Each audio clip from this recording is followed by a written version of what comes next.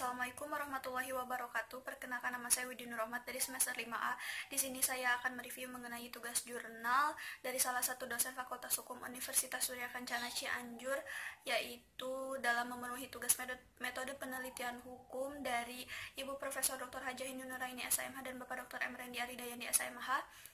Dan saya akan mengambil jurnal dari Bapak Dr. Ahmad Hunaini Zulkarnain SMH mengenai konfigurasi politik dan karakter hukum dalam perumusan perjanjian kerja perorangan dan perjanjian kerja bersama.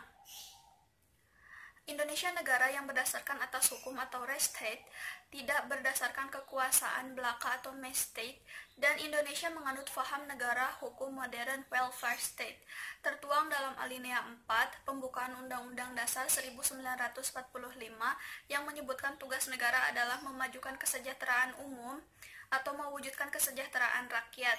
Konsep negara hukum Indonesia yang tertuang dalam alinea 4 pembukaan Undang-Undang Dasar 1945 disebut juga konsep negara hukum modern atau konsep negara hukum dalam arti luas atau konsep negara kesejahteraan welfare state.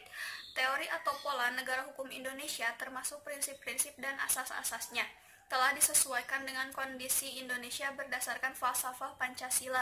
Negara Indonesia adalah negara demokrasi atau kedaulatan berada di tangan rakyat dan dilaksanakan menurut Undang-Undang Dasar atau FAID Pasal 1 Ayat 2 Undang-Undang Dasar 1945 dan paham konfigurasi politik yang demokratis membawa konsekuensi terhadap karakter produk hukum di Indonesia.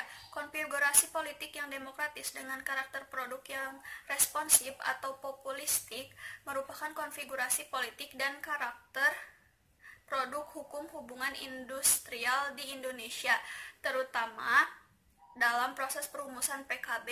Konfigurasi politik diartikan sebagai susunan atau konstelasi kekuatan politik yang dikotomis dibagi atas dua konsep yang bertentangan secara diametral, yaitu konfigurasi politik demokratis dan konfigurasi politik otoriter. Pengertian konseptual dan indikator-indikator variabel bebas. Sekian review dari saya. Wassalamualaikum warahmatullahi wabarakatuh.